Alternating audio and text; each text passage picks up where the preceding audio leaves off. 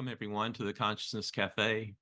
This Tuesday evening, we have a panel discussion, which is unusual for us, and we're going to talk about nurturing young spiritual explorers. And this has been an emphasis for us in wanting to raise up a new generation of people who have had spiritual experiences. And we have a panel with us from the ITTC, their spiritual integration coaching program, and we'll let them tell a little bit more about the program and as well as themselves.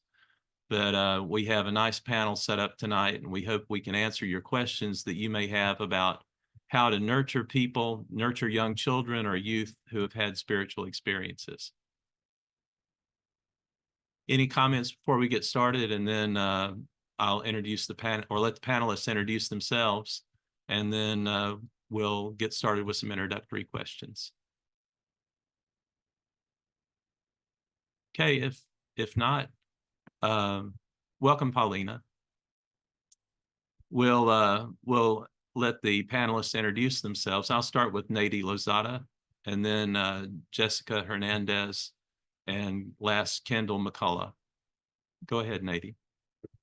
Hi, everybody. Thank you for having me. I am Nady Lozada. I am the founder of Soulful Sojourners, where I offer transformational and spiritual integration coaching, mainly to adults, but my background is working with families and children 0 to 67, 80 years old in reality. And I'm very excited to be able to put some of my knowledge and my training at your service tonight.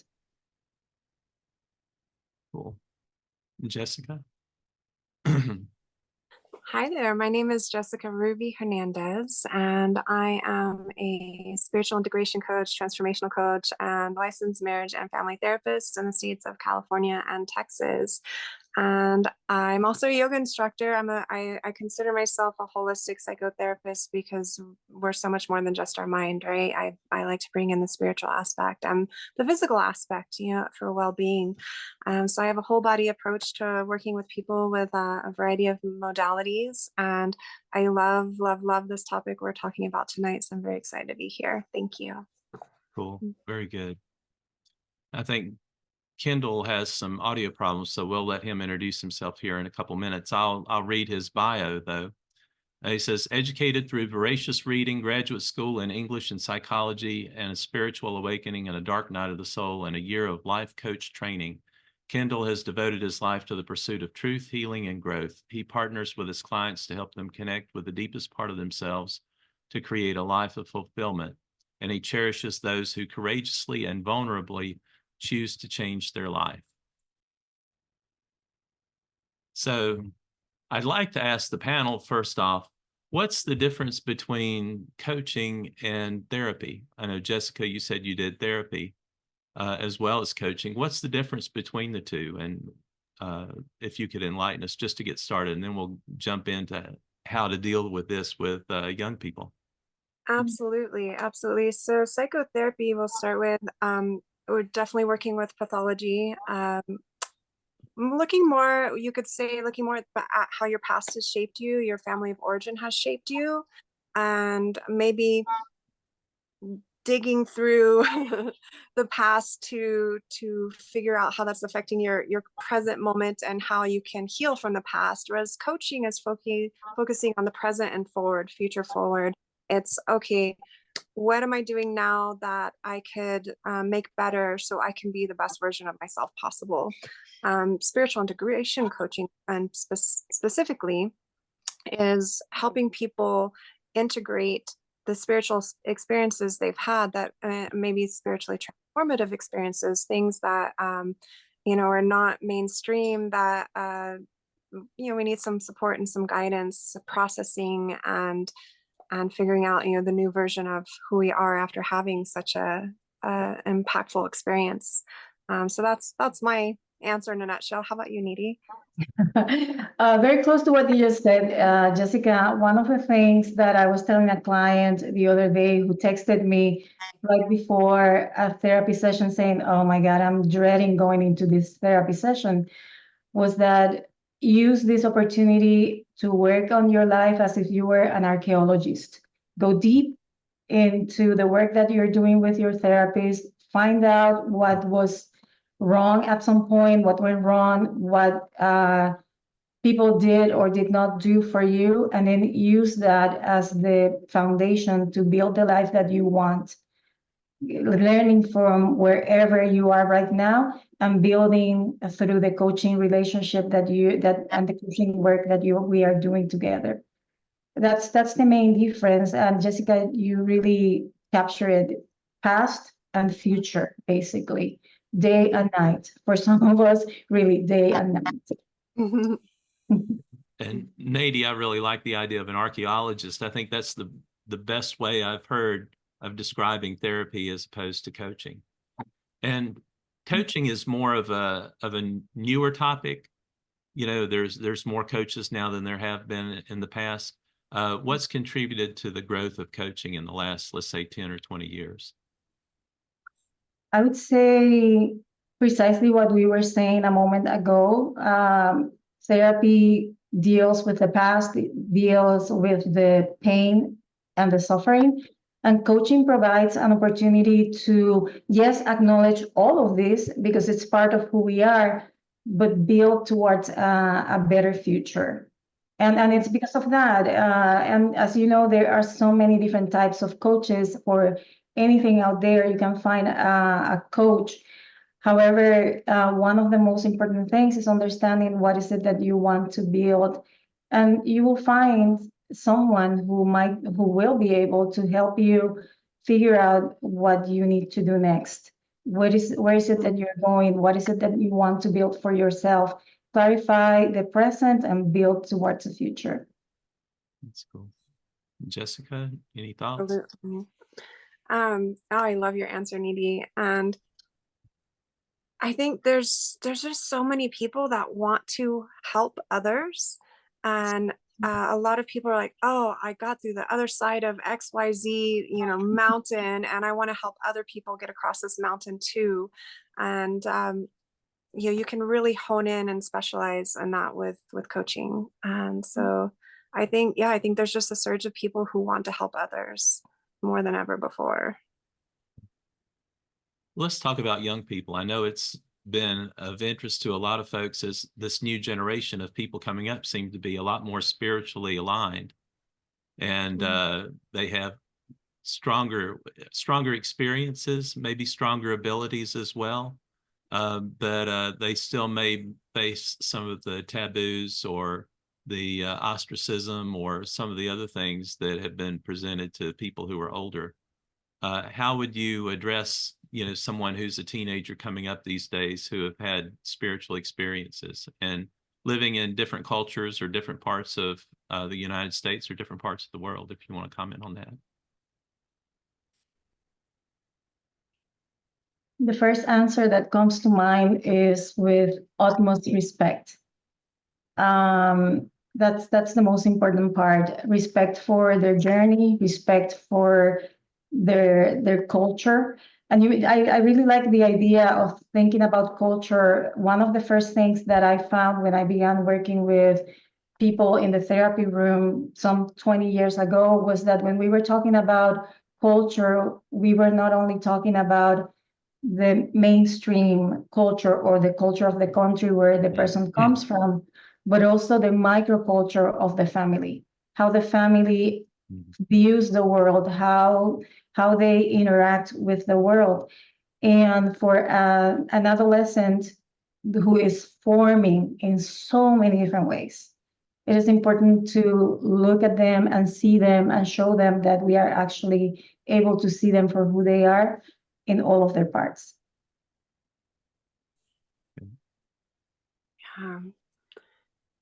I would add, and so I guess I'm assuming they're maybe coming to someone like me for help. Is that what you mean of how I would address them?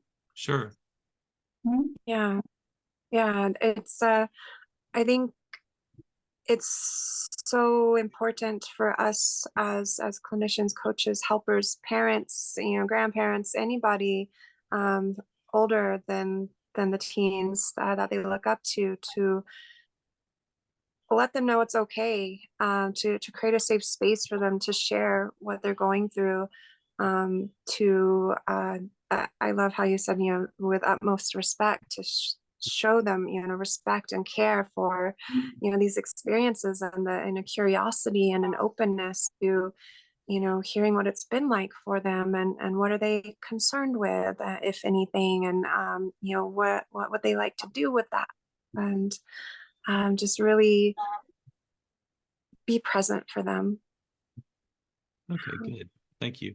And I see Kendall joined on PC. Kendall, would you like to say a little bit about yourself, and then we'll start running you in on the panel questions?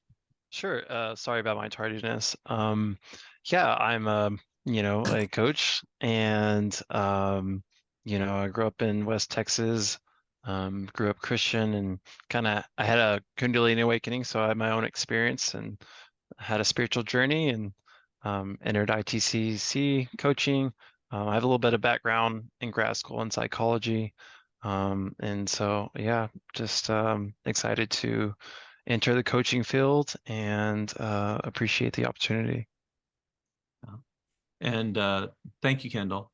And while we were at it, while you mentioned ITTC, I haven't explained ITTC yet. It's the Institute for Transformational and Transpersonal Coaching. And would you all like to say a little bit about that, about the program, just to give people a background on where you've come from and what you've accomplished? Yeah, it's a program that Elizabeth Sabat has, and there was a spiritual integration coaching course, a transformational life coach course, and a business course. And so it's been, I think, about a year. It's been very extensive. We peer coach each other. We have curriculum, books we read, articles. We have teachings from Elizabeth. She monitors coaching and gives us feedback, and it's been really great, really powerful. It was just amazing to find similar people who had a common goal, who also wanted to do the deep work in growing themselves and be open, be honest, be vulnerable, and just really be with each other that long and really grow to trust each other, to understand each other, to see each other's growth, to challenge each other. So it's been really powerful. I'm really grateful for my fellow students. I'm really grateful for Elizabeth. She's amazing, just so understanding, so explains things well, thoroughly, also very, willing to be student herself and not just see herself as the authority figure. So she's been amazing. Great. Thanks, Kendall. Jessica and Nady, would you like to say anything or add anything to it? Yes, the word transformational sums it up. I come from over 20 years in behavioral health, working in operations, mainly working with mental health and substance use diagnosis. So my background and my mind were set to the therapy room and the therapy world in and of itself, and behavioral health in general. So coming to this program last year was one of the most impactful things that I have ever done. I was saying on Sunday that the program came my way at a time in which I could not walk, literally, because I had had some surgeries, foot surgeries, and I wasn't able to walk. So this program took me where I needed to go, which was within, and broke me into pieces through the process. I really enjoyed that part, even though it sounds weird.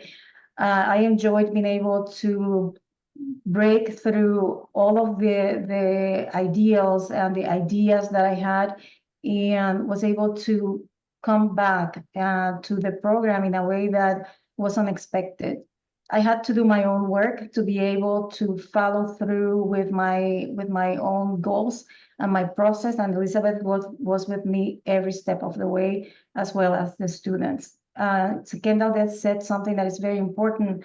We're able to work with one another in such a powerful way that there is no hiding from what has to be done next.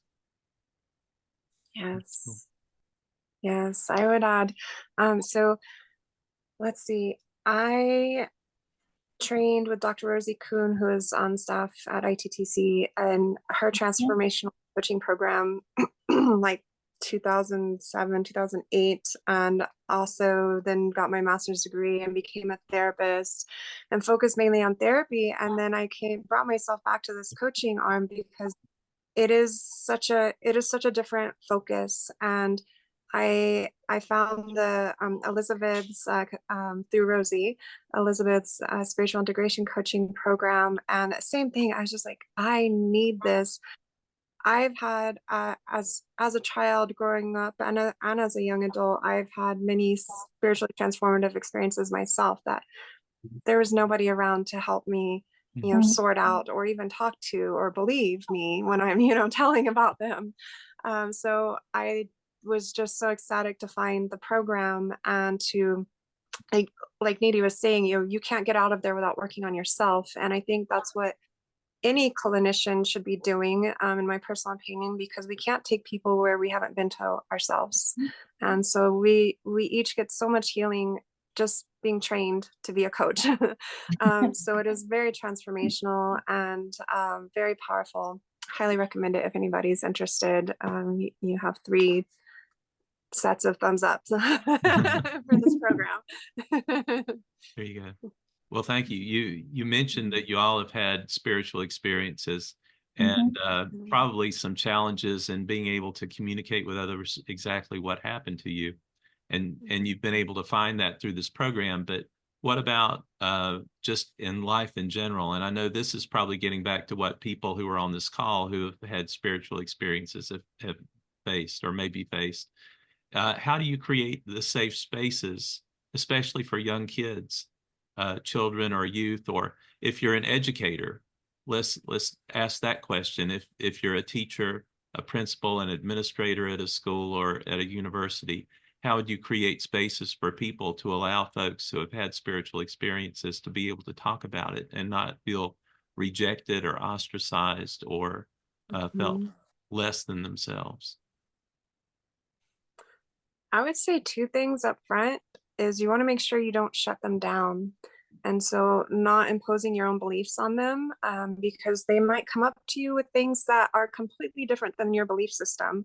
And you have to be able to set your beliefs aside and hold space for them with patience and presence, as I mentioned before, to create this safe place to show them you're a safe person to come to with this big, question mark experience, like what's going on, what happened to me. That I think that is first and foremost. I'll let the others say things as well. Thank you for saying that. I really appreciated hearing that. One thing that I train my teams always on doing and understanding is that the client, in this case, or the person is the expert in their lives. We are experts in other things. Theory, bring it on. But in people's lives, the person is the expert.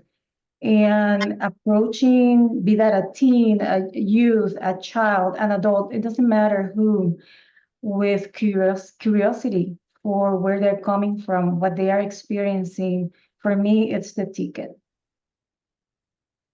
Can Yeah. go ahead.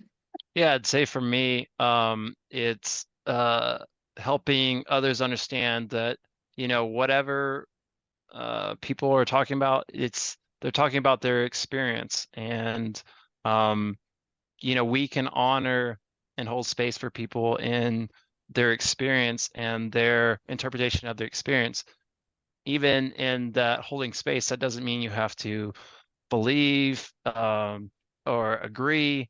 Just means that you're honoring their experiencing, that you're connecting and you're helping them explore it and being curious and empathetic to what they're experiencing. And I think, you could get into conversations about your own lives, everyone's lives, and how as you get older, you have different experiences, and you also change as a person, and based on your experiences, your understanding of the world changes as well. And so when you realize that you've shifted in your beliefs and based on your experiences, then that allows you the capacity to hold space for people's experiences and how that has changed their beliefs, and just that being okay. And I think emphasizing the humanity of everyone, that we all have this shared humanities, shared needs and values, and things that connect us. And if we can find similar values and similar things, even if our some experiences are differ, or even beliefs, or way of understanding or language we use, if we can get deeper, then we can find that connection, and that's really valuable. I like the thought of a connection. But as you said that, I was sitting there thinking, what about a young child? You know, you have some kids who have imaginary friends, or they see ghosts or people in their bedroom. But what about a child that would come to you and say, I went out flying last night and flew around the neighborhood? You know, what are the specific challenges for a young child who may not be able to express themselves? And then, Jessica, like you were saying, how do you avoid shutting them down? Because I think for a young child, it would be a lot easier to shut them down than for someone who's a teenager or an older adult. Absolutely. Absolutely. I think maintaining an open mind and curiosity is like, wow, what was it like when you were flying around the neighborhood? What did you see from up there? Did you have wings? You know, how did you fly? And just really be there with them. You do have to make your approach age specific, because you're not going to talk to a 3-year-old the same as a 7-year-old, the same as a 12-year-old, the same as a 19-year-old, right? So you do want to make your wording, your word choices age specific, but openness and curiosity, I think, go a long way to letting people know that it's safe to keep sharing this experience with you. A few years ago, let me share this, because you mentioned young kids. When my grandson was about 5 years old, he was just taking a bath, and I was standing at the door in the bathroom, just keeping an eye on him. And he told me, Mima, there's a guy behind you. And I turned around, and of course, with my adult eyes, I did not see the man. And I turned to him and I said, is it really? Is there a man there? He said, yeah, it's a guy behind. And so matter of fact. So my only question to him was, does this seem like a good guy? And he said, yeah, and kept on playing. So in the back, my back was going like, oh my God. But with him, I just kept talking. We changed the subject. And when I went back to him after the fact, as I was talking him in, I asked again, do you remember what you told me in the bathroom about the guy? And he said, yeah. Can you describe him? And he said, no. And he just kept doing what he was doing, went to sleep and forgot about it. But that was a great moment for me to be able to be in the presence of something that he was seeing, understanding that he was seeing it, and he was so matter of fact that there was no denying that my grandson was having that experience, although I could not understand it in the moment and partake. I could not see the guy that he was seeing. Yeah, I'll say for me, I think, for younger kids, you've reached them where they're at, and so you become like a little child, and you're just like, this is play, this is imagination, this is creativity, this is all beautiful things that are part of development and healthy parts of development. So you want to foster that and not shut it down. I think as they get older, maybe they'll start to think about or ask questions about, what does this experience mean? And so, I would try to encourage the parents, depends on where they're at in their own development and their beliefs and stuff like that, but just have a coach's mind and openness to asking questions, and keep redirecting the questions, keep redirecting the power to the child, and what does this mean for you, or how does this experience, how does that affect your life? And what does this mean for relationships? What does this mean for how you see the world? And so, I think that you can obviously offer, if you, this experience relates to the beliefs I have, you can share that and be like, oh, this sounds like this, but also be open to their own interpretation. And so you can convey to the parents or whoever that, we want to help foster the growth and not stifle that and their own, becoming their own person, their own authority, their own meaning making machine. And so, yeah, I think that's what's most important. And again, when we do that, that also helps them understand that we're a place of safety, and they can be open to us, and we're not going to shut them down or make them wrong for their experiences. Right. So what if you're an educator? If you're a teacher or someone who's in an after-school program, or someone who's at, like a scouting or young, or big brother, big sister, and you have other kids around too. How do you add that dynamic in of what should I say, supporting, edifying the person who's had these experiences, and not let other kids, you know, impinge on them or whatever? What's the difference there? How does that work?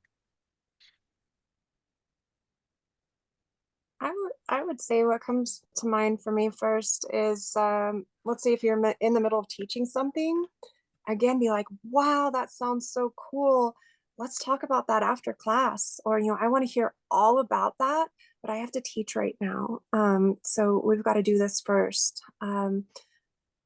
It's also probably specific to what the child's sharing. If they're sharing something scary, then you're not gonna be like, wow, so cool. Like, oh my goodness, I would really like to hear about that. I'm so sorry. You scared, and do you feel safe right now? And help them be able to be present to whatever you're currently teaching, or whatever the activity is. If they need to be taken aside by somebody else, hopefully there's more than one adult around, another adult can take them aside and talk to them about it. That's great if they need to talk immediately. But helping them to let them know you're open, you want to know about it, but now's not the right moment if you're in the middle of teaching something.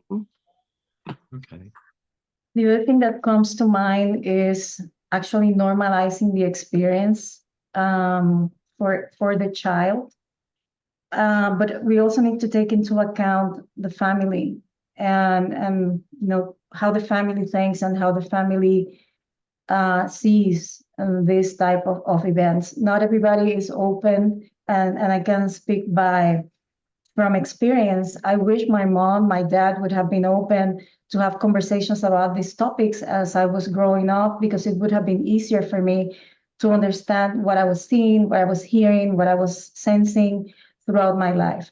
So when we are working in a space where there are more than one person, be that a child or an adult, normalizing the experience for the child in this moment is, for me, is the most important thing. Making sure that they understand that we hear them, that we see them, that we are understanding that they see something that we are not able to see, and then ask for a moment to be able, as Ruby was saying, having the conversation later on in a space that is more conducive to the child being able to express everything that they were seeing or sensing, or whatever senses were involved.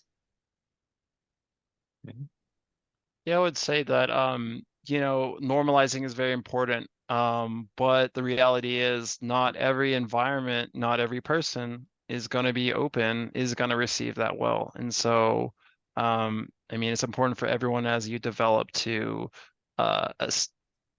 work on your boundaries and know where your safe places are, know what you can express where. And so hopefully you can encourage authority figures, principals or teachers, to be a place of safety and offer, but they might need to be like, hey, I appreciate your experiences, but we may need to, you may need to see me like after class to talk about this. not everyone's going to understand or agree with, but you do what you can, and in your classroom, I think that it's like, think about like a history teacher. You talk about different races, different religions, different cultures, and you can foster in your language how an appreciation for differences, and try to encourage that. But when things are tough, you also have to figure out what is safe for a child, and where can they have that safety to express, and how can I be that for them, even if maybe the classroom itself is not that place. And then if you have a child or even a teenager come to you and talk about their experiences, how can you tell with your training what's a spiritual experience as opposed to something that may need a mental health professional? And I'll start with Kendall. Kendall, you've been at the end. We'll put you at the first. Start with me. Yeah. Oh man. Um, Sorry if I put you on the oh spot. no, it's fine. It's fine. I think, you talk about the stress, and if it's causing the child a lot of problems, and if that's not able to be mitigated in holistic ways, grounding, and meditation or yoga, or different things like that. Just doing physical labor, sports, stuff like that to help them ground down. If they're not able to do that, and if it's causing significant distress, then I think that's where you would see what alternate things do they need, what else is going on.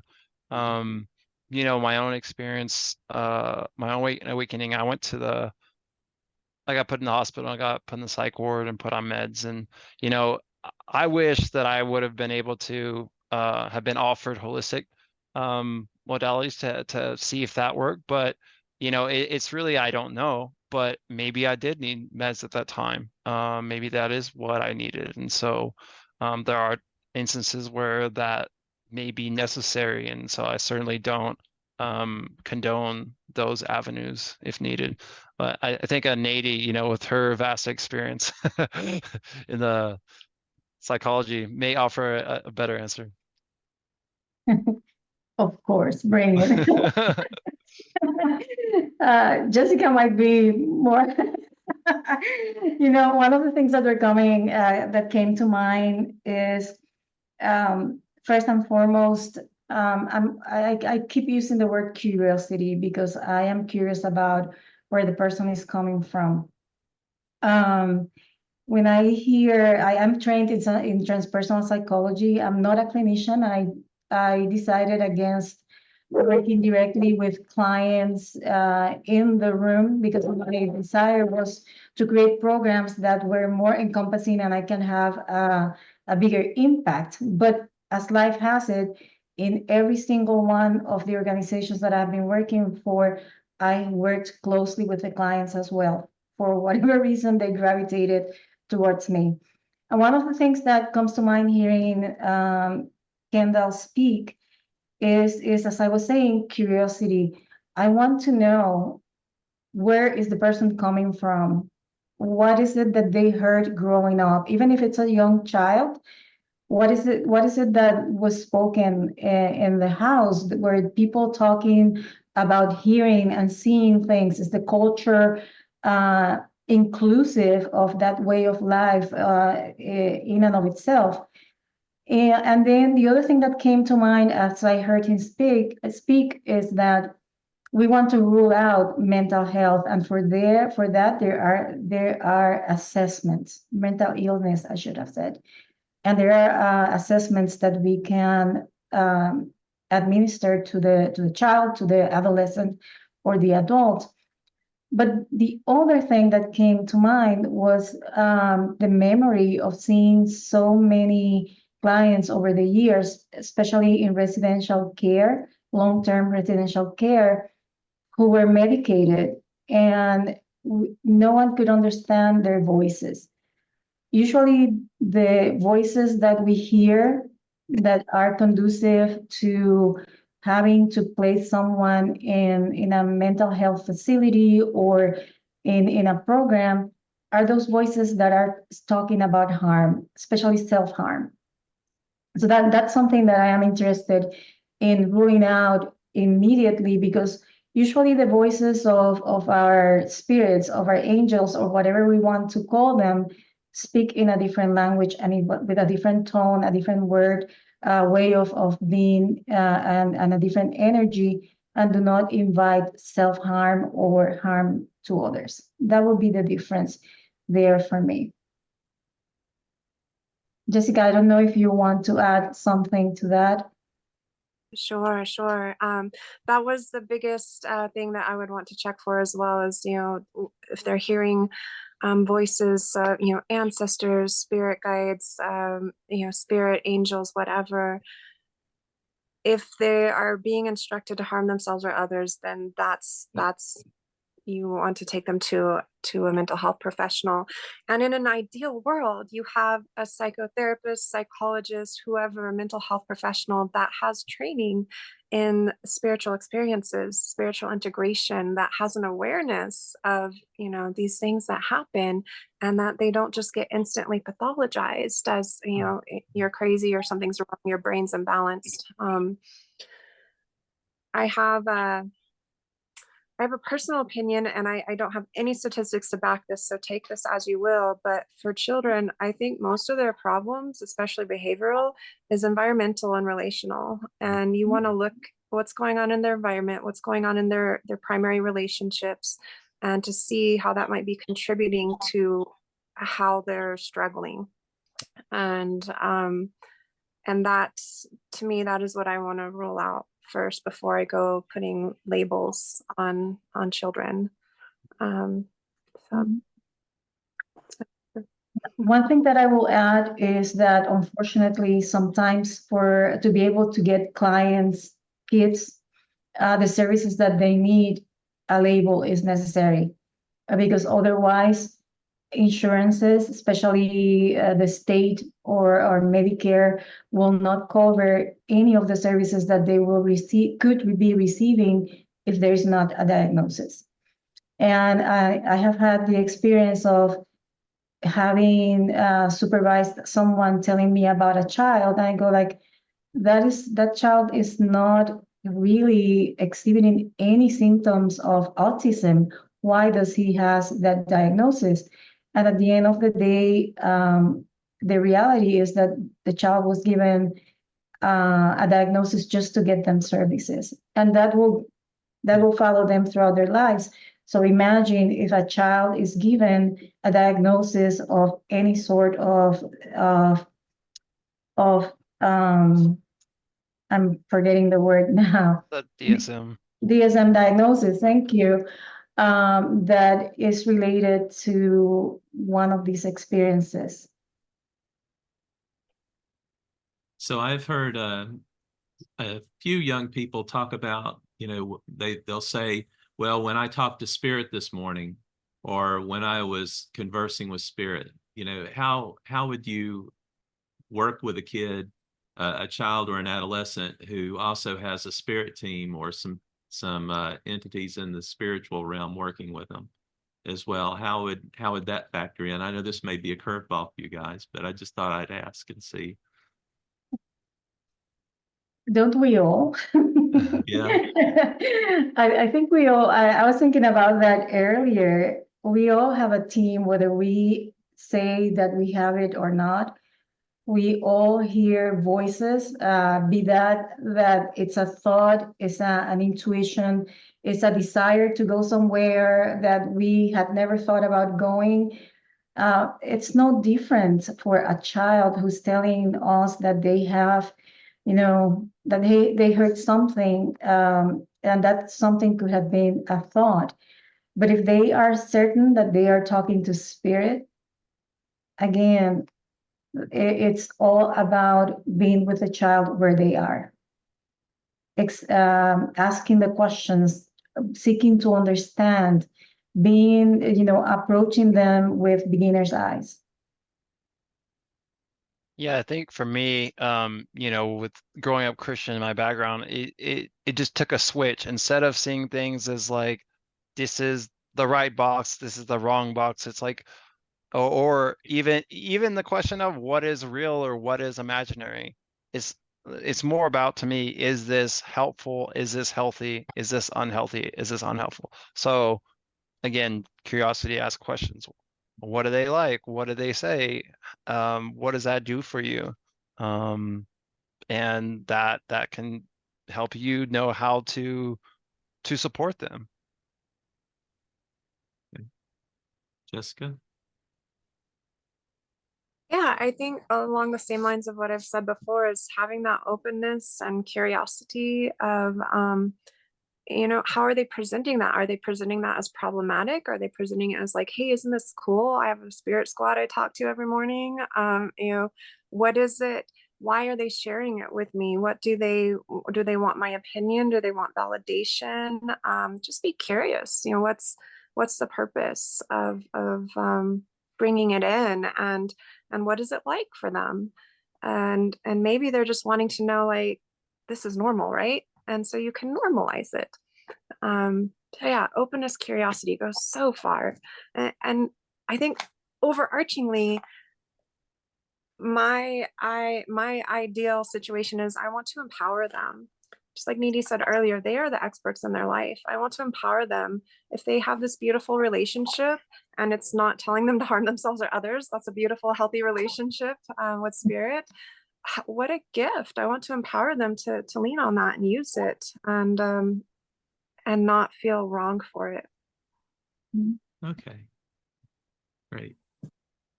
For the people on the call, the panelists have each offered something that that I put down in the comments on the event page. So Jessica, you have a free meditation entitled Come Home to Yourself. Needy, you have a handout on spiritual parenting. And Kendall, you have a podcast actually that on becoming who we are. And I'd like to see if y'all could talk about that. I'll just go down in order. Who's the order? Oh, Jessica and then Needy and then Kendall. Okay. So yes, I recorded, I think it's roughly a 10-minute guided meditation, visualization with some light background music to help you come back home to yourself, bring all the parts of yourself back home, be present in your body. We can get scattered so easily. So it's just a nice resource, something to do at the end of the day, and hope you enjoy it.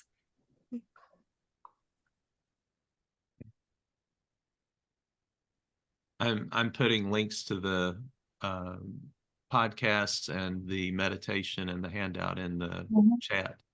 So Needy? Yes, I created, it's a 30-something page. I joke that I'm not known for my brevity. It's a workbook basically that has a few parts. There are some techniques on how to help ground kids, techniques for empowering your kids, and techniques for understanding the importance of having clean, clear communication with your kids. So there are about 6 questions aside from all of the material that is included, there are 6 reflection questions for the parents to complete, 3 of them before they go through the actual workbook, and 3 towards the end to see, for them to gauge how their understanding of the subject. And also there is a resource table for any of you who might want to learn more about resources that are available out there. There's included in that workbook as well. Cool. Yeah, my podcast, we keep talking about normalization. In my own spiritual journey, I started reaching out and finding other people that were spiritual and had experiences or were open to these conversations. And yeah, finding that safe place was really big. And also other people who could help me understand and make sense of my own experiences and own journey. And so that was really impactful for me. And really great. And so I wanted to extend that for other people. And so I started a podcast to help normalize, and not have many topics: religion, psychology, spirituality, talk about healing, growth, coaching. And so it's really about meaning making, and how we take that meaning, how we live it in our lives, and also different things we can do. I have an episode on meditation, some episodes on somatic healing, different stuff like that. And so that's my offering. Great, thank you. And so we'll open up the floor for people who have any questions. I'll ask if you want to raise your hand, use the reaction emoji to raise your hand, and we'll call on you. And just ask everybody to keep their mics muted as we go through here. So does anybody have any questions? Oh, Paulina, I was hoping you'd be first.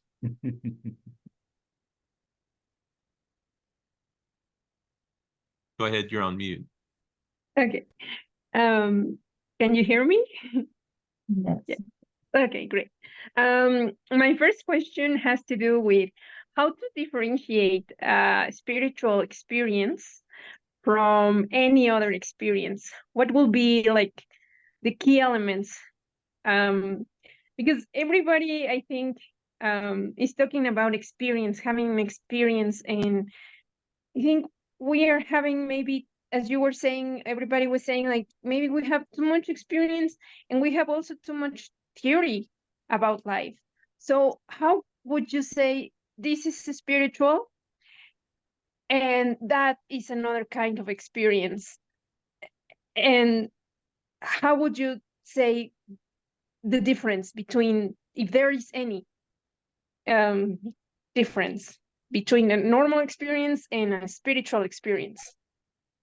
Yeah, I'd like to go first in answering that. I think that spirituality really is life. It's just more a perspective on life, in that, life has meaning, life has beauty, life has purpose. And I would say, like, people are whole at the core, and life is whole at the core. And that's my perspective. And so really, I think that everything is spiritual. It's just different. It's on the spectrum. There's different spectrum variations of what is spiritual. Just like you could say miracles, everything is a miracle in reality. But the language people use, I think, when they talk about spiritual, a lot of times is what we consider abnormal, or what is not everyday. But in reality, like everything is spiritual. It's just different degrees. So I think that understanding helps us normalize what we consider abnormal and accept that. And then also, too, not get dissatisfied in the normal everyday life, and where is there meaning and beauty in everyday life as well. I really want to piggyback on that. I absolutely agree. Everything in life can be an expression of our spirit. I'll give you an example of my own, because everything in life can be darkness as well, if we choose to see it that way. And as I said, I am going to give you an example of my own. On Monday of last week, I should have said, I woke up feeling empowered. I woke up feeling so good. So I took my dog Stella. Stella is a pit bull, and she's 11 years old. And there is not one day that I walk Stella that I don't make a new friend, because she charges towards people. So I was walking her and I was feeling so grounded, so happy. It was like enchanted. Let me just say that. We were walking down a trail, the birds were singing, people were coming, it was fantastic. So much so that someone coming in the opposite direction told me, "You're smiling." And I was definitely smiling. I didn't know that I was doing so. And that grounded me even more in the moment. The next morning, I took Stella again, same walk, same trail. I had a crappy night because I read something right before going to sleep that wasn't what I needed to read at that time. And oh my God, what a walk. It was, Stella was pulling. I was in a bad mood. I was pulling her back. And at some point I went like, okay, what is different today? It's the same path. Everything, every single thing, the dog, myself, everything is the same, except for the energy that I was putting out into the universe, out into the world. And both experiences in my book were spiritual in nature. One of them I chose to make positive, the other one I chose to make crappy, but I was the one assigning the meaning to everything that was happening. So it's a choice at times how we see things. And I'll piggyback on that. I think it's very subjective. I've had a near-death experience that wasn't spiritual at all for me, but the next person can have a near-death experience and they're absolutely having a spiritual experience out of that. So it's very subjective to the person in terms of that. But I think also anything transpersonal, beyond the self, anything metaphysical happening to people can often be seen as a spiritual experience. Like I think I'm hearing, God talking to me or spirit talking to me. That could be considered a spiritual experience. The Kundalini awakening could be considered a spiritual experience. So sometimes these spiritual experiences are happening when people are practicing their personal spirituality. Sometimes they're just happening completely randomly, like a near-death experience, right? So there's it's hard to pin down and define, but I hope we gave you something to work with. That's good. We have 3 more hands up. We'll start with Bill and then Jim and then Sheila and then Skip put a question in the chat and we'll take it in that order. Bill and Festy. Yeah, I have one question. I'm starting to see stuff in like the news media about more and more concern with the effects of smartphones and social media and stuff on kids and teenagers. And in my family, one of my kids said that they had actually noticed a difference in their kids, that their kids are now teenagers, and they were actually happier when they had their phones taken away, and they couldn't worry about all the negative effects of social media.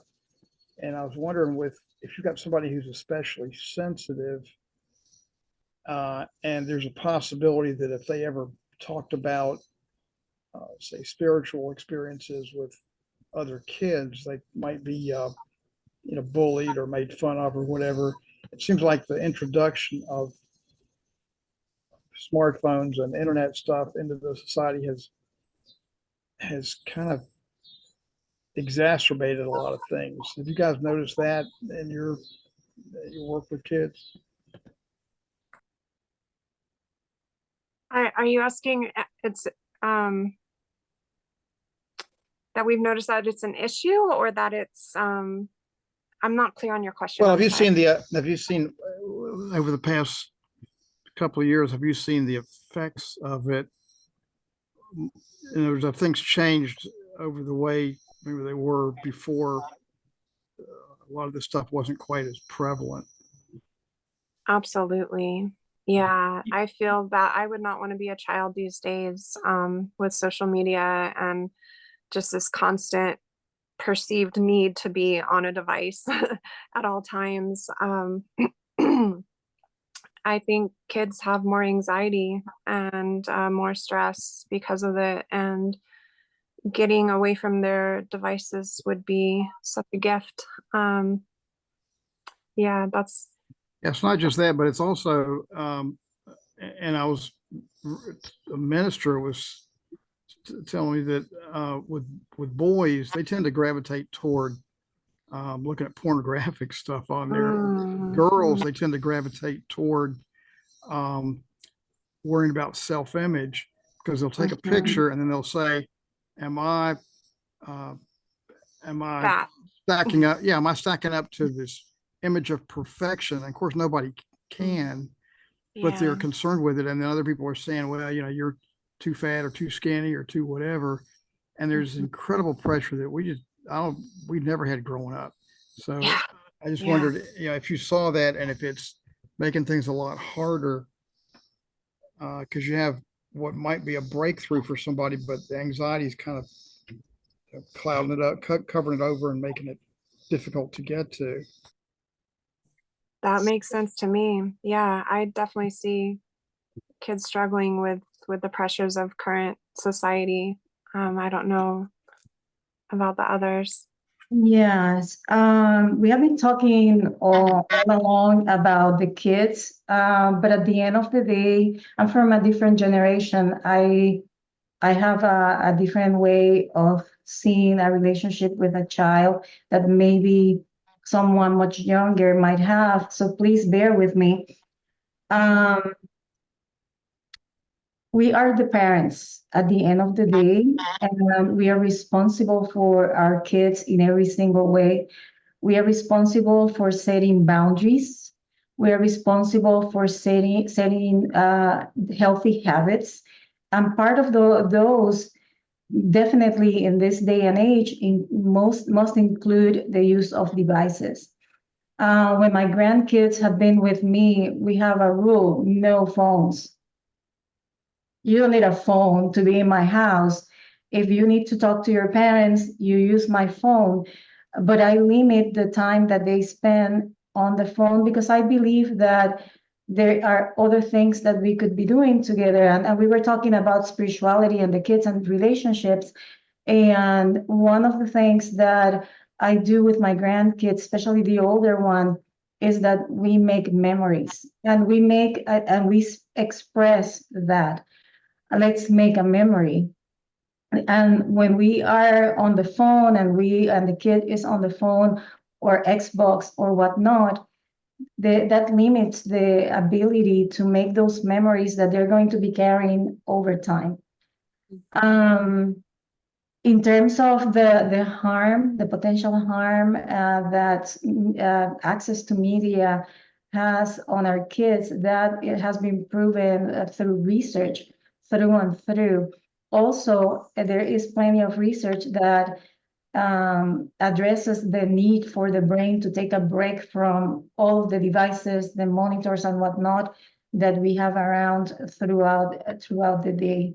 So the brain doesn't have the time, if we are on the phone all the time or on a monitor all the time, to shut down in the way that it needs to be able to rest. So the same goes for kids. And I go back to what I said in the beginning. It is our responsibility as parents and grandparents to set those boundaries and to set the stage for the kids to be monitored when they are using those devices. Mhm. Yeah, those are great points by Jessica and Nady. I agree. I'll just say, kind of as devil's advocate, I think that it's easy to be dualistic about anything, and instead of seeing technology or phones or social media as evil, you can see it as a tool, and we can use that in responsible and healthy ways, or we can use that in really unhealthy ways. And so, yeah, again, it's about those boundaries. And as psychology and science and spirituality develops and we understand more about the brain and the impacts of these things, I don't think anything is invented where we really know the long lasting term impacts. And so every time something new is developed, we have to figure out, okay, what is a healthy way to use this, and how can we use this to benefit humanity? I think I read somewhere about people bemoaning, like, way back in the day when the printing press, and now they're not going to have the same memory and they're not going to memorize things as much. And it's like, that's true, but also now we have and now we have history, and we can see so much more and way into the future, and these things don't get lost. So there's always both sides to things. And so I totally agree that there's a lot of negative effects, and they really impact kids strongly. So I definitely think that we should have very strong boundaries and teach safety, but there's always a lot of things we can learn and use technology in positive ways as well. Great. Thank you, Jim. A couple observations. I think societally we have a challenge in that there's a lack of awareness that there are such experiences out there. And I'll use my sister-in-law as an example. She is a very empathic individual, as I've subsequently learned, but she isolated herself from society for 10 years because she didn't know that this was a legitimate experience. She thought there was a mental health problem, and her only way of keeping the thoughts of others out of her head was to isolate herself. And when she finally met some people that were mediums and psychics and heard their stories, now all of a sudden, instead of seeing herself in as a mentally handicapped person, she saw it very differently, and her life has changed considerably. So somehow, Kendall, I applaud, you're having a podcast, we've got to build awareness that these experiences are happening. There was a study recently published in the Journal of Near-Death Studies that indicated as many as 30% of our population has had an after-death communication.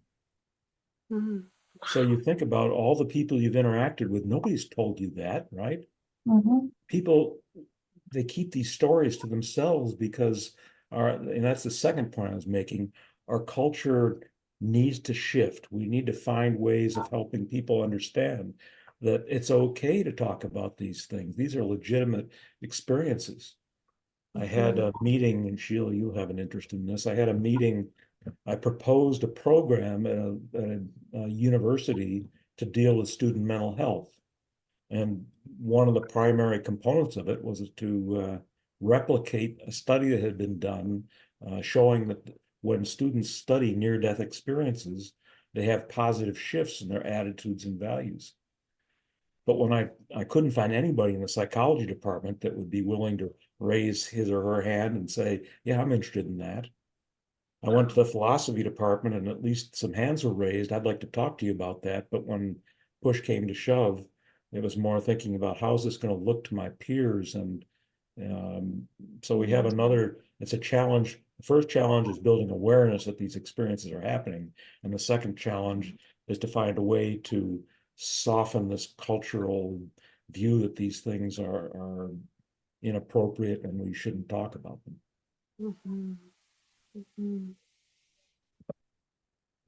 So those are just comments that really, if you have something you want to say, fine, but that's the challenge ahead of us. The three of you are doing wonderful work. Elizabeth, you're doing wonderful work.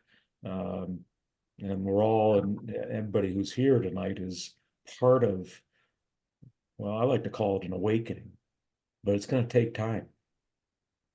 That's very true. As you were talking, I was remembering one of the first things that I mentioned when I began the spiritual integration coaching program was that I had been a closeted spiritualist throughout my life. Every single thing in my office has always been a reminder of something spiritual. People don't know. They cannot associate any of the things that I have always had in my offices as reminders for me of my spiritual journey. And the more I do this work, the more I find it difficult to remember all those years in which I denied my spiritual expression. Talking about my encounters with people on the other side of the veil, for example. Who do you talk to about that? Well, thank God, forums like this. exist, and we are moving the needle in the direction of normalizing these experiences for ourselves as adults, as parents and grandparents, and hopefully for this generation that is growing up right now and moving forward, the next generations after that. Mhm. I would like to add, yes, there we definitely need as a culture, as a society, more space, more openness to discuss these things, because I too, very closeted. It wasn't until the spiritual integration coaching that I talked about the vast majority of my spiritual experiences, or even realized some of the experiences I'd had were considered spiritually transformative experiences. I just thought I had a wild childhood, you know?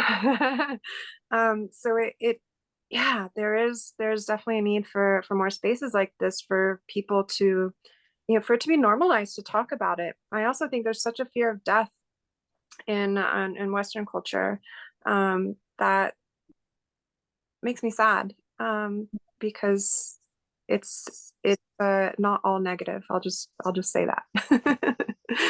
I'll start another topic if I keep going, but I want to share that. Yeah, thanks, Jim. Yeah, I find it fascinating to kind of keep my ear to the disclosure movement, the ET stuff and aliens and what people think of that. And it's cool to see that, that's even coming up in politics and in the government, and they're even talking about it now. So, whatever you want to believe about that, it's a form of spirituality and is becoming more mainstream, more talked about. But I just think back to in history, just recent, it hasn't been that long since, and I'll show you how this all relates, like Jim Crow laws and racial issues. And, of course, it's not solved, but we've come a long way. And then LGBTQ, I think that's whatever you believe about that, but that's getting deeper and deeper into what's going on internally and what are the differences and similarities. And just like psychology's only been around for a couple hundred years, and so we're delving deeper and deeper, and I'm getting past surface level differences, and also appreciating differences, and getting deeper and deeper to the spirit, the hippie movement.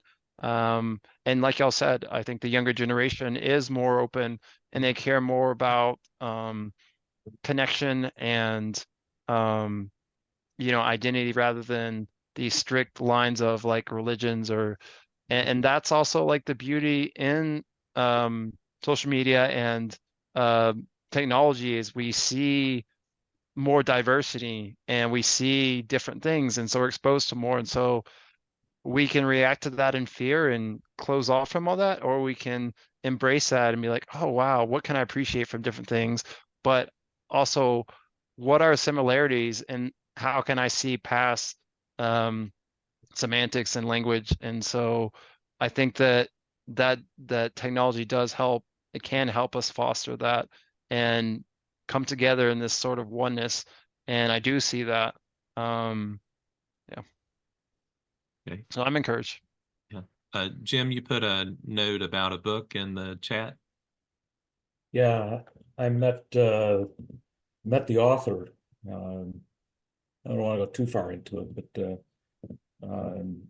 this guy's had some remarkable experiences. He came to North Carolina and gave a talk, and that evening we all went out and sat under the stars to see if he could attract some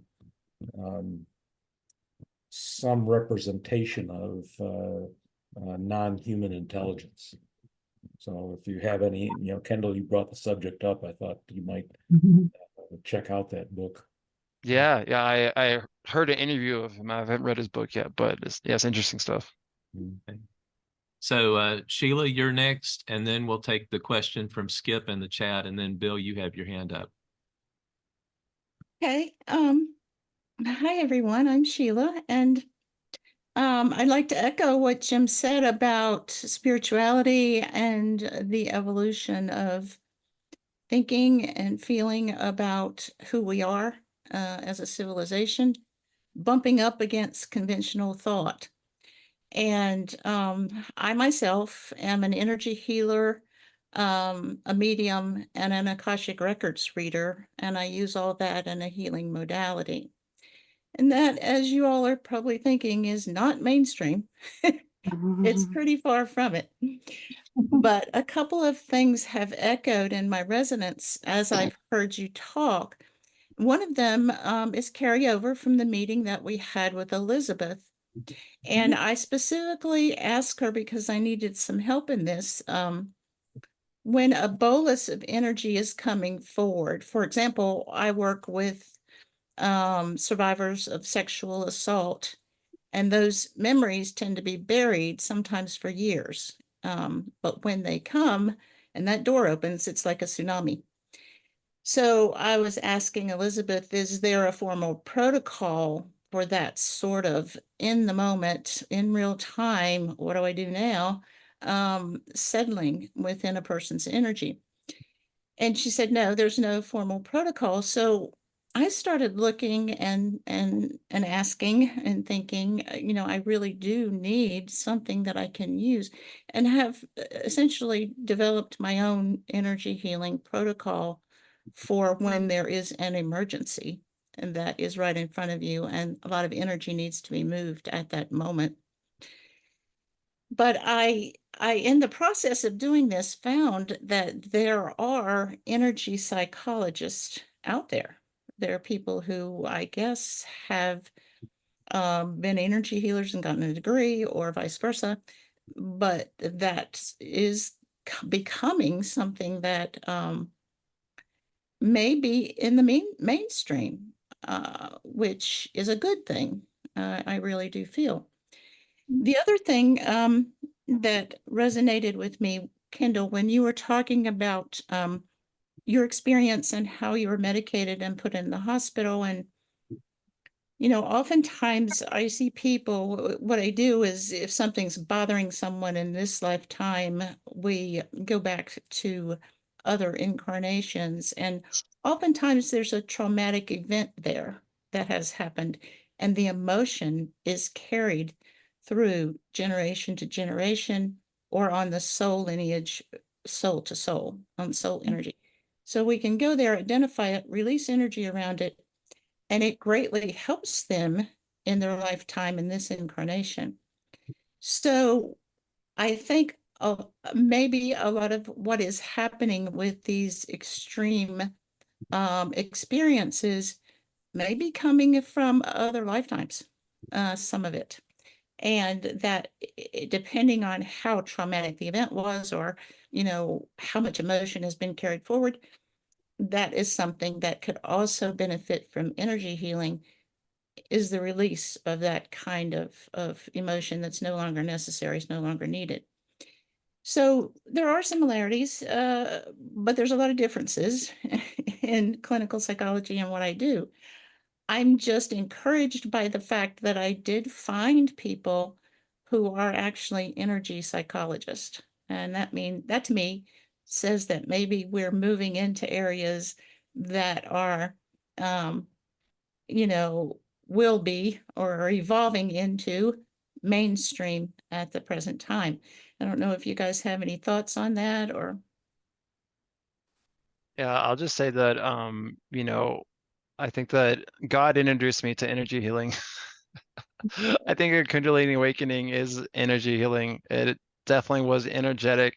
And yeah, I was so curious after my experience about like shaking, because it was very much a shaking energetic experience, and just seeing the history of shaking, and those shakers was a movement, a spiritual movement of people, and animals do it, people do it. It's a natural psychological thing that helps release energy, to helps us get out of that flight or flight stage.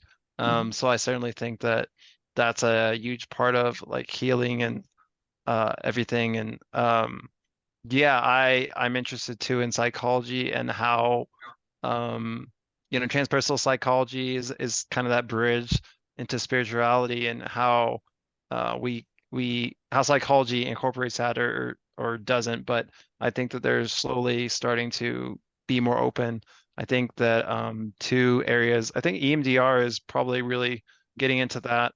And then psychedelic assisted therapy is becoming more of a norm. And then even things like IFS and Gestalt, getting to that imaginative, getting into parts work, all that is very part of the energy and somatic. And just like you said, the lineage and inherited trauma and more spiritual, like past life trauma, different stuff like that. So I definitely think that's part of the family and the family dynamics and them passing on their stuff onto the kids, and then we have to deal with it, and then we can heal that, and that helps heal the family. It's a fascinating stuff, and I think that it's starting to become more mainstream, so I'm encouraged. Good. Needy, Jessica. Yes, the beauty of transpersonal psychology and the reason why I chose transpersonal psychology is precisely because it bridges that gap. Yes, we are trained in clinical psychology. Yes, we are trained on how to read and apply the DSM-5 or whatever version is out there right now. But the truth of the matter is that part of the training and part of the work that we do encompasses everything from ancestral healing, different traditions, understanding culture, understanding, as I said earlier, the microcultural culture of the family of origin.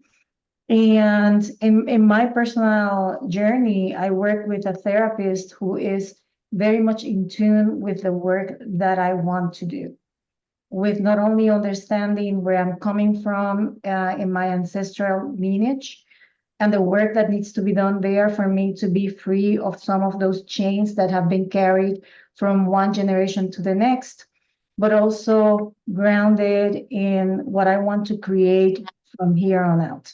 I love working with her, and I joke often that I'm going to fire her so that I can collaborate with her in a different way because of the way that we are working together. But the other thing is that going back to spiritual integration, a great deal of what we do and what we learn how to do through the program with Elizabeth is precisely working with those pieces of information that come from one area of life or the other. I do ancestral healing for my own benefit, but I also do ancestral healing with some of my clients as well. And the subject of understanding energy, understanding presence, understanding even the way that things happen. And I'll give you an example of a session that I had with a client in understanding energy. I recently, a few weeks ago, I had a session with a client who was talking about, actually, I have a cold prep form that clients send my way with their wins for the week, the things that they are being challenged of, opportunities, things that they want to focus on. And everything that I read at the beginning of that form was fantastic. I went like, boom, we are in business here. And then the second row of question, the next question, she said, I haven't done anything. I'm like, okay, what is happening here? So when we got to the session, she began talking about a pile of clothes that she had been moving from one place to the other. And I don't know why I chose to do this, aside from the fact that I was in tune with her energy. So I asked her, go get your clothes, go get your hangers, and let's talk while you work on hanging your clothes. And what happened there was that at the end of that day, I got 3 lengthy text messages detailing everything that she had done since we finished our session that day until the end of the day. And it was all about energy. It was all about some wedge was removed by hanging those clothes and by the ritual element of doing that piece of work. that opened the gates for her to be able to do other things and tap other aspects of her being in a way that probably she would have done anyway, but it might have taken longer. So the last thing I will say is I wrote my dissertation proposal on ritual as a healing tool for healing childhood sexual assault. And one of the things that I found in doing the work was precisely the things that people do and the symbols, the personal symbolisms and the personal mythology that gets to work when we are actually tapping into those resources and that energy that is there for us to work with. Mhm. I love the work that you do, by the way. Thank you for sharing that. Oh, thank you for everything that you do. I think it's fantastic. And especially what I'm impressed with is the teamwork and the mentor in Elizabeth. I think that's a wonderful way to help others in every aspect of life. So yeah, I mean, I just feel very at home with you guys. Thank you. Mhm. Thank you. I'll just add briefly, I also studied transpersonal psychology, and I actually waited at least 3 years, maybe more, it's been too long, after my bachelor's degree to find my master's program because I didn't want to just go into, I'll just call it mainstream psychology program. And I found my transpersonal psychology program, and it was like, yeah, a homecoming. It's like this, we're so much more than what mainstream will tell you about. So I think, as a couple of people have pointed out, so many people are awakening, and the younger generations are coming in more spiritually aware and connected. And there is going to be an expansion of people doing energy healing, energy work, and transpersonal psychology and spiritual integration coaching. Like, we are on the rise. So it is a beautiful thing. And yeah, I'm glad to be here with y'all. Skip had a question in the chat, and it was, as a grandfather of 3 boys, 5 to 9 years old, any suggestions for opening their eyes to spiritual focus and intentions, seeing events through a spiritual lens, particularly in growing new relationships? And Jessica, I'm going to start with you since you recommended a book. Yeah, the first thing that came to mind for me is Dr. Rosie Kuhn, who is a prolific writer. I highly recommend all of her books. And she wrote one specifically when her grandson was young. And so she was practicing this with her own grandson. And it's called Cultivating Spirituality in Children. And it's a very easy read, and it gives you lots of information, lots of tips, lots of ways to approach spirituality with children and encourage that growth in them. So that would be my input. Kendall? Yeah, I would say, again, it goes into like what is spiritual, and I think that kids are inherently spiritual in the sense that they're creative, they're imaginative, they're having fun, they're exploring, they have that curiosity. So that is spiritual. And earlier I was talking about how it may be years later into development, maybe like teenage years or something like that, where kids start to question, what does this experience mean? And kind of have more intellectual. And so I wouldn't like rush younger kids to that place because they're not developed yet, and you don't want to run the creativity and fun and being in the moment. It's a very spiritual thing, being in the now. And so yeah, I would just be like, what is their experience? And just encourage their natural curiosity already. That's my answer. Edie? I would say a couple of things come to mind. First and foremost, I want to echo what both Ruby and Kendall just said. And the thing that comes to mind is be curious. Be curious about them, about who they are. about how they communicate with the world. Every single kid communicates in her or his very, very specific way, and they respond to different things based on who they are. The other thing is working with parents and as a grandmother myself, I'd say make a team, understand the ideology that the parents are coming from, where they come from, what they want for their kids, and have communication about where you come in and what is important for you to share with your grandkids about your own spirituality and the connections that you want to make with them. That communication might bring an easier path to understanding exactly how to build those experiences with the kids. And the other thing is what I said earlier, make a memory and say it out loud. Let's make a memory. Let's make a memory of this moment. Let's create something that you will take with you for the rest of your life, maybe at the cellular level, because they might never understand or remember if they are very young. But at the cellular level, they will definitely remember who you are and what you brought to them spiritually and otherwise. Thank you. Skip had a follow-up for Jessica. He said, thanks, Jessica. Follow-up.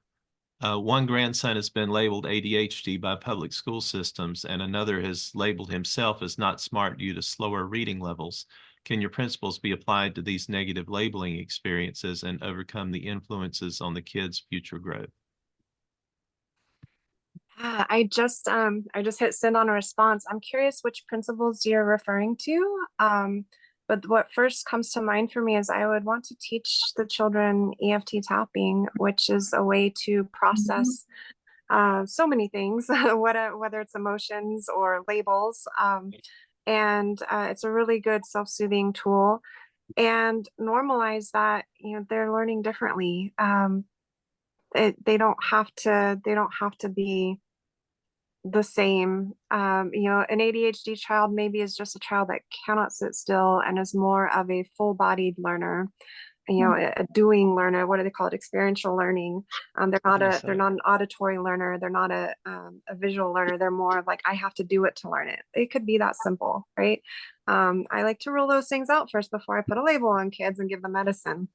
But our school systems are not designed to accommodate that. So finding, alternative education opportunities, if that's available to them, where the educators can meet them where they're at and help them develop their own unique learning styles instead of pathologize it. So I don't know if that answers your question or not, but there you go. You go. Yeah, Skip said, thank you all. Fabulous advice. Bill, you had a question, and then Juan is after him. Bill, go ahead.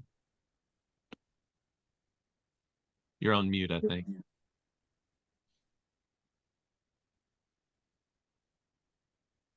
Bill, I don't know if you heard that, but you're muted. If you want to ask a question, you'll need to unmute yourself.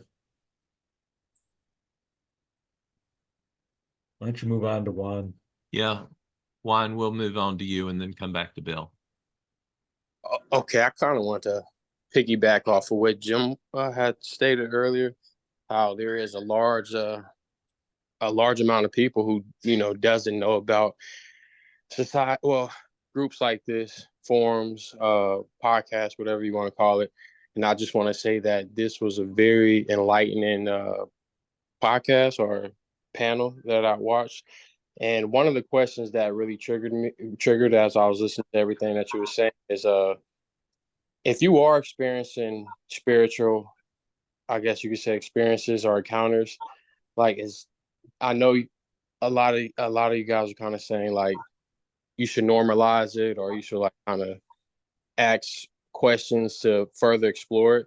But my first question is it normal? And my second question is, if you are experiencing these types of experiences, should you keep doing the same things that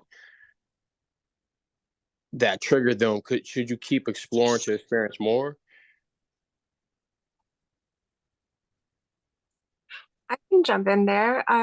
So it's personal preference. Some people are having, let's see, visits from disembodied spirits, and they love chatting with them and they think it's the coolest thing ever. Another person will have that experience and be terrified and hate it, or they're really annoyed because they always show up when they're trying to sleep and they're not getting sleep. And so it's a personal preference if you want to continue cultivating that relationship or if you want to learn tools to shut it down. And that's something, working with somebody who's already, we'll just call it been there, done that, can help you learn the tools that you need to either nurture or set boundaries. And is it normal? I think somebody said earlier, like 30% of people have had after death visitations. So I think that's, I mean, depends on how you want to define normal. It happens to us. And yeah, I would say, it doesn't have to be bad. But if it is bothersome to you, then you don't have to accept it as though there's nothing I can do about it, because you absolutely can do something about it. Yes, I would agree. Normal, who defines normal? You are the one who defines what normal is for you. And I would agree with what Jessica Ruby. I use those names, y'all. If I know. studying those names, she knows me as Ruby. I know.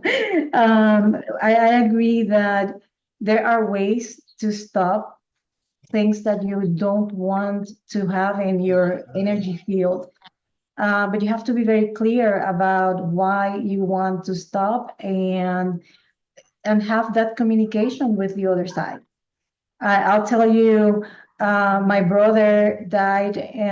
It's going to be, I think, well, however number of years on the 1st of next month.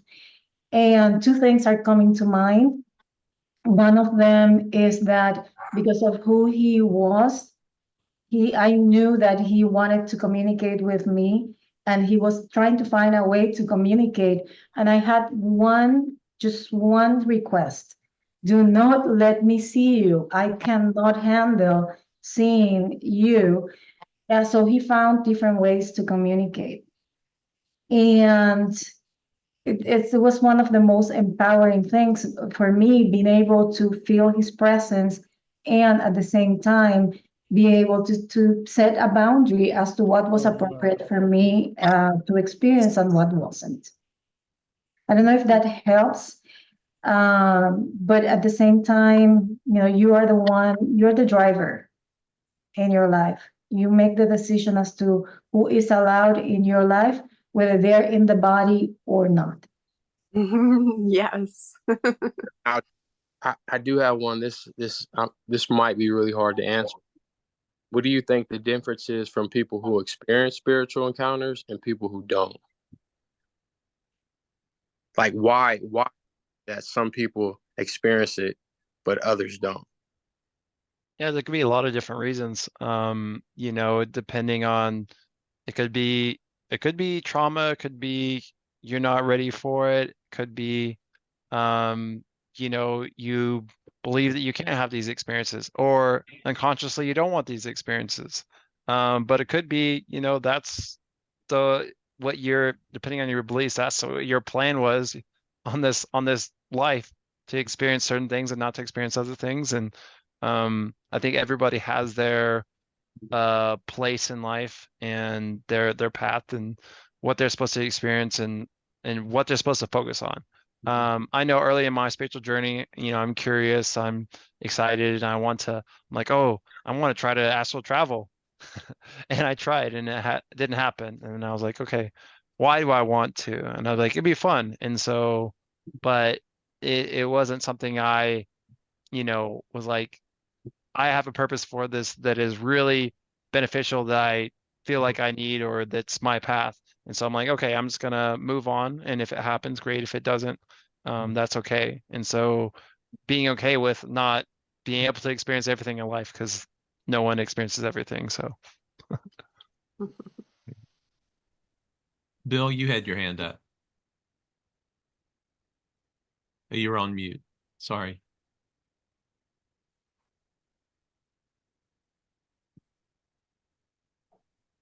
I've got a suggestion while I wait for Bill to come back. Mhm. Jessica, Ruby, Kendall, and Elizabeth, you might consider looking into an emerging protocol called inner immersion. It was developed by a gentleman named Jose Hernandez out of his near-death experience. A large company invested in that. The protocol brings traumas to the surface in a 4-hour period of time, so that it can be dealt with much more efficiently than traditional psychotherapy. From a practitioner perspective, one of the things that one of the hopes is that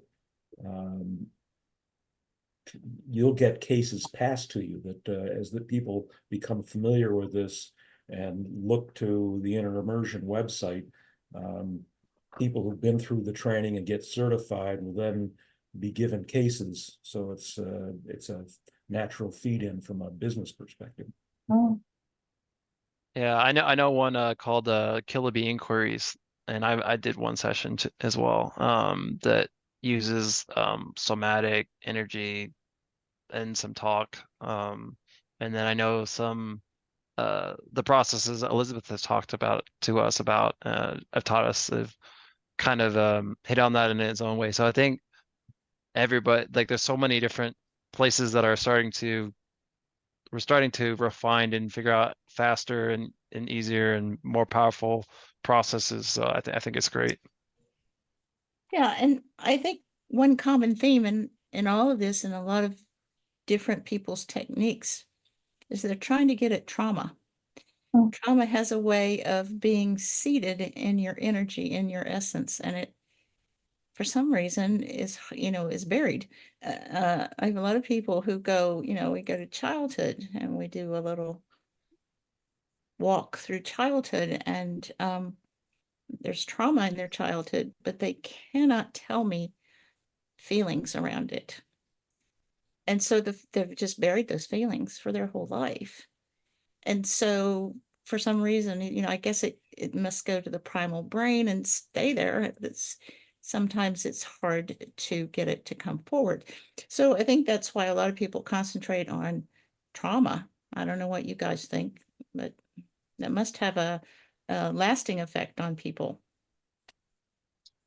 I think that speaks to the benefit of somatic based processes, because trauma is not stored in our frontal lobe, our thinking brain. It's stored in the oldest part of our brain, and it's nonverbal, especially if your trauma is when you are pre-verbal.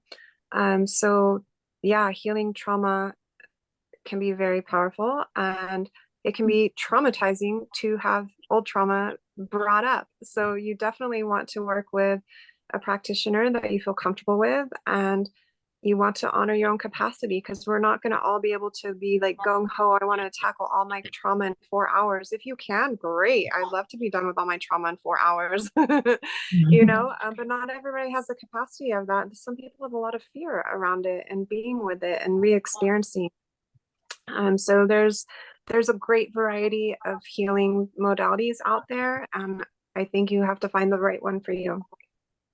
Yeah, and I find that oftentimes energy will come off in layers. It doesn't, top layer will come off and then the others surface and are ready to be released. So you have to pay respect to that. You have to know that, maybe in a week's time we need to meet again, because there's going to be more energy coming up that needs to be released.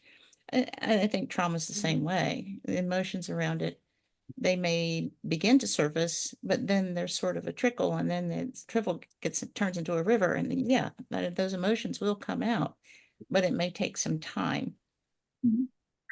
Absolutely. Yeah, something that Ruby said a moment ago about pre-verbal, some of the trauma happening before someone can actually speak is very true. When I was working in rape trauma services, we had some very, very young kids who could not tell the story of their sexual abuse verbally but they could reenact it with dolls. So there were different things that we used to get to what had happened to the child at a very, very young age. So imagine not being able to access those services at that tender age and carrying all of this pain and all of this trauma in the body throughout your life. I have worked with 60-something-year-old women who are suicidal and they don't know why. And the moment we start doing somatic work, it starts coming out that it is all about the trauma of sexual abuse at a very young age. So, there are ways of accessing that pain, and there are ways of researched and documented ways of really using the body to not only tell the story, but also to release that energy. Yeah. I want to put a plug in. You mentioned the children not being able to speak about it verbally, but somatically, or with dolls. Sand tray therapy is fabulous for kids because they can work out a scene in the tray with the little figurines and process so much. It works so much better than them having to sit down and tell you what happened to them, right? So that's a way to really, whether it's a positive spiritual experience that they just don't have words for, they can work it out on a sand tray. It's a great tool. It's not just for kids either. It's great for adults too, but it's a great nonverbal approach to helping people process trauma or things they don't understand. Well, we'll go to Bill again. Bill, would you like to ask a question? Why the hell? We hear you. Okay, is it working? Yeah, All right, it's working. Yes. All right, thanks. I've got a keyboard problem. My comment was actually to Jim on your attempt to get studies done on near-death experiences and the stuff that's related. Have you thought about either going to the departments of religion or maybe to the physics department? And the reason I say physics is because those guys are messing with, I guess, what you call the building blocks of the universe kind of thing. And they might be able to actually put encouragement or pressure on the people who would study this stuff. And I'm wondering if maybe Guilford College would be open to it, just because these experiences are kind of the logical consequence of what they call centering down, which is meditation. And it would be kind of have to be roundabout, but that may be one way to approach it. Yeah, I'm exploring options. One is to go to University of Virginia, Department of Perceptual Studies. Serendipitously, I had a call from a development officer from my undergraduate institution, Syracuse University. And she had an after-death communication from a grandfather. So that piqued her interest in maybe trying to help me open a door there. But the challenge is, I think people who are in traditional universities like that, it's like the chair of the philosophy department at the University of Rochester suggested I consider funding graduate students' work in this area. But then he pulled it back and said, but the difficulty is that might put a black mark on the person's resume when it comes time to look for work after graduation. So I don't know, we'll see. It may just be I'm a little bit early and I need to wait a couple more years. Yeah. Great. Well, thank you, Bill. And we're getting close to our end time, so I'd like to talk about upcoming events. Jim, we have an in-person event in Greensboro coming up in the next couple of weeks. I believe it's Saturday, August 17th. That's right, from 10 o'clock to noon. It's been a